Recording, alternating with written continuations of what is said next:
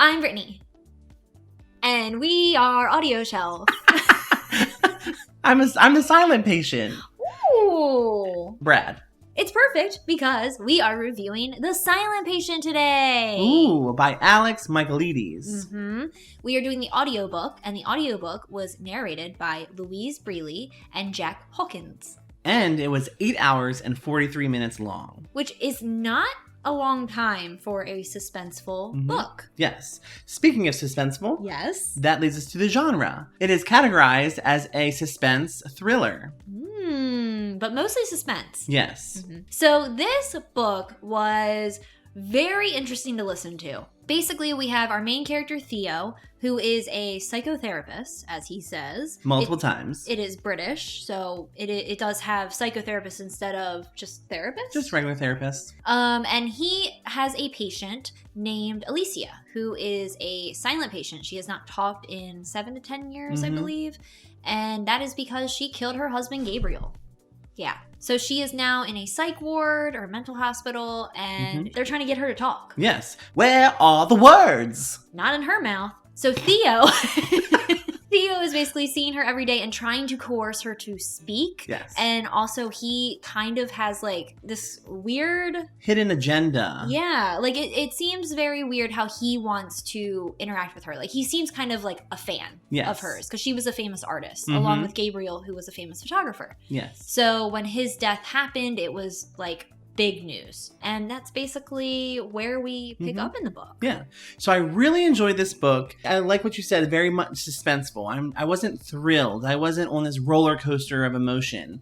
A lot of the reviews say there's a lot of twists and turns. And there's a big twist at the end. But I wouldn't say throughout the whole entire book there's some twists and turns for me. Yeah. So I felt like it was a very slow build suspense that I enjoyed being on. So for me, I had kind of the similar feeling as you in the beginning. And then I was kind of like judging it because I was like, I know what's going on. I got further into the book and I was like, oh, this is actually really, really good. This is well researched. This is really well thought out. Yes. Supposedly, Alex Michaelides used to work at a mental institution. It makes sense. Like, you can totally see it. But I went into it just after reading the description being like, there's not going to be any research here. I had lower expectations than what I came out with, which was like, oh my gosh, this is great. Like, this is very well researched. And it was honestly a perfect depiction of narcissism. The character that is developed throughout the entire book, you kind of understand who he is through this mindset of this diagnosis. And it was a great depiction. Yeah, it's really interesting. The story is told because it's deeper than just a patient and doctor relationship. The story tells through Alicia's point of view, which is why there's two narrators, Alicia's point of view through her diary entries and what is happening in the moments that lead up to Gabriel being killed. And you kind of get the sense like, Alicia didn't do this. There's something weird at work here. Like, something happened. And then you have Theo. Exactly. And then for Alicia, it wasn't kind of characteristic of her. Yeah. And you kind of question, there was something in the middle. Yeah, exactly. So then you have like Theo's story, which is his job life and then his personal life. And I would say all of it was kind of shambly. Like, he wasn't really well liked by his colleagues. Like, some of them liked him. But then there was like some that were just like, no, I don't know what you're doing and you suck. Yeah, for me, Theo was a very annoying character. I really disliked him as a main character. His wife was Kathy, an American. An American Kathy. And I also loved the narration when he changed his voice. Yes! The narrator changed his voice every time when he was speaking for Kathy, and it was American. Oh, yeah. Perfection. Yeah, it was great, which is something that we want to talk about. The story was, in my opinion, I thought it was great. We will have a point at the end of this video where we kind of do dive into spoilers. We'll let you know before we do that, so you can either exit the video or you can stay on if you have listened or read The Silent Patient, or if you just don't care. So we'll have something for that in a second. But for me, I really enjoyed the story. And Brad also enjoyed it, but maybe not really enjoyed it. Yeah, I really enjoyed the storytelling. Yeah. The ability to kind of put me through these different character perspectives However, it wasn't exciting for me. Yes. And it's because we both had a different experience with it. Mm-hmm. Brad had some sort of knowledge about it, and I did not. I missed the bus on that knowledge. The narration. Yes. Let's talk about that. Yes. Because I thoroughly enjoyed the narration for the female character. Yes. Breely. Oh, Breely. Mm. Bradley without the D. Yes. But yes, I loved her letters. I felt so much emotion for Alicia through the narration. Oh my gosh. And I think that kind of took Alicia's character to a whole new level and made me doubt all of the facts that the officers and the psychiatrists and everything else, all the facts that they laid out. Yeah. Kind of made me doubt it a lot. Yeah. You kind of felt like the same amount of gaslighting that was Alicia was feeling, you started to feel as a listener. Because you were like, why is nobody trusting this woman? Why is nobody believing what she's going through and telling them? Like, she's seeing shadows. Like, she's feeling these things and hearing these things, but nobody wants to take the time to investigate it. And it's because she has previous mental health issues. Shouldn't that be more of a reason to take the time with her and really figure out what's happening with her rather than dismissing it? Yeah. I honestly love a silent patient. Yeah. I really do. It's one of my favorite things to do in session. If they're not talking, it's a kind of like a puzzle for me to figure out how to get them to talk. Do you just not talk with them? Sometimes. You just stare at each other? Sometimes we stare at each other. Sometimes I'll go off and do something else and then kind of like play a game. Let's say I play a game and I'm like, hey, you want to play? And they're like, and like I'm like being silent.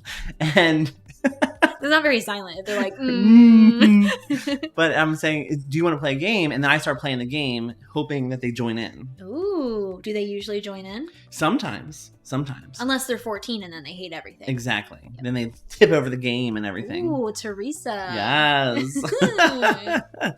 But yeah, so I love a good silent patient in my rural life. So I was cheering. A part of me cheered for Theo. Yeah. And his motivation to hear Alicia's point of view. Yes. But I also didn't like Theo, so. Right. The narrator for Theo, we already talked on him a little bit about like his Americanization of Kathy, which I thought was phenomenal. I kept forgetting that it was a male narrator when Kathy would come on the scene because she just had that like, it wasn't an overt feminine voice. Like he didn't try to give anything to his voice to make it like stereotypical female, like ooh, huh, like airy and stuff. He just was able to like take his voice, take it up an octave that didn't sound forced or faked, and then put an American accent on it, and it was Kathy, and it sounded phenomenal. And then the voice for Theo, I think, went perfectly along with Theo's annoying personality. Yeah.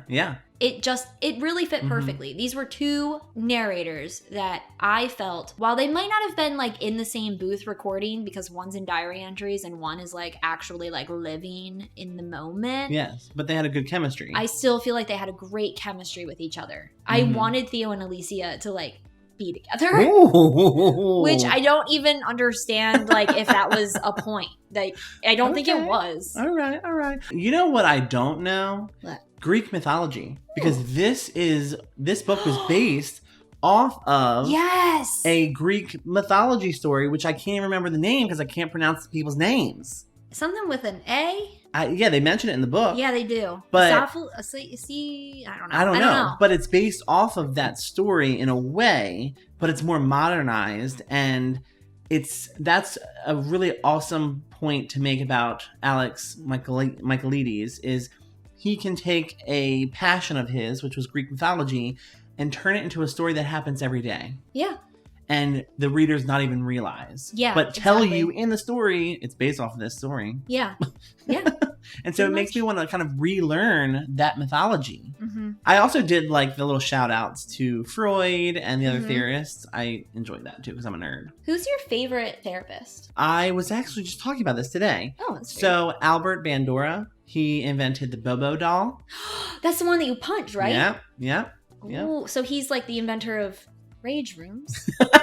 Kind of. That's weird. And that big Bozo the Clown doll that keeps like punching and it comes back up. It never goes down. Never goes down. Just like our souls. Yep. So, should we talk about spoilers? Yes. So this is the part of the video that we will be talking about spoilers. So I think we both are going to shelf it. Definitely will be shelving this. If you don't want to be spoiled, then bye. Follow us on Twitter, Facebook, and Instagram, and subscribe to us. We forgot to mention that earlier. Yes, oopsies. Oops. But bye. Okay, time to talk about spoilers. We back. So, the spoilers for this book, the twist at the end where Theo kind of, throughout the book, you have Theo in the mental hospital, and then you have Theo in his personal life.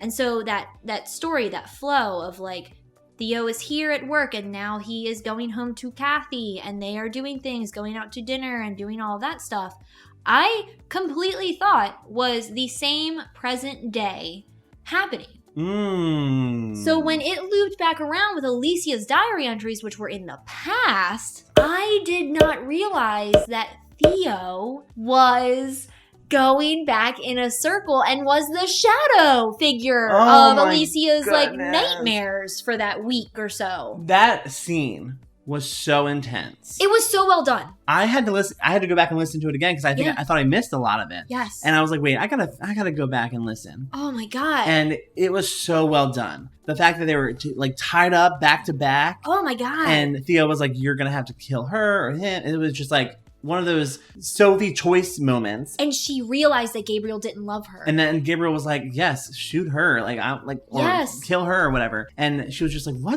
what in the world? Yeah. Like, Brad initially thought that Theo killed Gabriel. I must have missed it. I was like, Theo shot him. So that's why he went back and he re-listened, which is the importance of re-listening and why we love audiobooks, because you can just easily go back to a certain chapter and be like, I'm going to re-listen to this. It was chapter 9. Yep. We're in the part 5. Oh, part 5. Part 5, chapter 9. I also had so many suspects for this, and I feel like Brad figured it out, like, kind of, not right away, but... I mean, I had a hint. I was like, Theo, my disgust for Theo was like, he's narcissist. Yeah. I feel like he has something to do with this. He's too infatuated with Alicia. There's something going on. And there was like some moments where he and Kathy weren't good, but they weren't getting to that point. Yeah. And until you find out Kathy was sleeping with Gabriel. Yeah. I was like, oh my God. That was the twist. I did not expect Kathy to be sleeping with Gabriel. And then I did not expect Theo to go all like, I don't want to lose my wife. I'm going to make the other person pay, which is like, why would you not confront Kathy? Like, first of all. But Kathy gets what she deserves at the end. She really does. She gets like kind of, what was the word that you used? Not vegetable, but... She turns into like a potato A potato, person. like a stump. A bump on the log. A bump on the log, That's what she used. Yes. She got what was coming to her. Yeah. And she was upset because her love of her life, Gabriel, was dead. And it also just gave like this amazing insight into what happened that night. Like why, when the cops came, Alicia's wrists were cut and they thought she was trying to kill herself again because Alicia tried previously, which was also a misunderstanding. Yeah. Which was very like interesting to find out through her diary entries and her cousin. And there was just like all these people that I thought could have done it. The brother-in-law who was obsessed with Alicia as well. Max, There was another, I think so. There was another doctor that was kind of obsessed with her and had actually been seeing her in a doctor-patient capacity, like prior to Gabriel's murder. And so, like, it just completely took me by surprise, which is why in our initial review without spoilers, I said that I really enjoyed it because I completely missed, like, I feel like I missed the cues that I should have picked up on. And I think, like, you tapped into Theo's like psyche therapist mind and we're like, I know you as a narcissist. I was like, boy, you hiding something. You got an agenda. See, I always just armchair diagnose people, but you actually know the ways of diagnosing people. So like you can diagnose like all day long. And I'm just sitting there like, I'm going to Google sociopath. So we're going to definitely shelf it. Awesome story. The twist, depending on who you are, if you're a me and not tuned in to like therapist minds, how they work, You'll probably be surprised if you're not, or if you are tapped into that person. Mm-hmm. You will probably like be able to pick it out, but it's still an awesome adventure. Also, if you're really insightful about timelines. Yeah. You know, that's a big part of the book is this big timeline. Mm-hmm. So if you know that, you're good. Yeah. But which is surprising because I never know timelines. I was surprised when you said it because I was like, what did I miss? I was like, because you're always like, oh yeah, was it this? I'm like, oh my god, what I miss? But this time it was me being like, what did I miss? I'm telling you, I think it was because the career path that Theo was in. Yes. I definitely think you connected with it. Yes, I did. I did. So anyway, that will conclude our spoiler chat.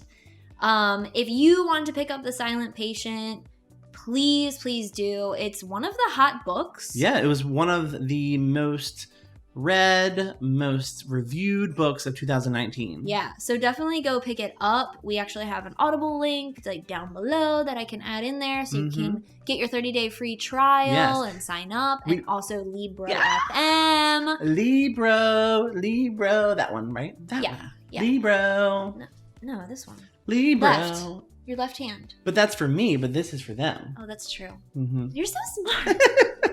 So Libro.fm, we will also leave our sign up link down there. You can get a 30-day free trial of that and some free books. Free books. And also, please follow along with us on social media. We are on Twitter at AudioShelfMe, Instagram at AudioShelfMe, and Facebook at AudioShelf. And Patreon. Info is down there too. Yes. And before we end, make sure to click that red button down below to subscribe to our channel. Yes. So.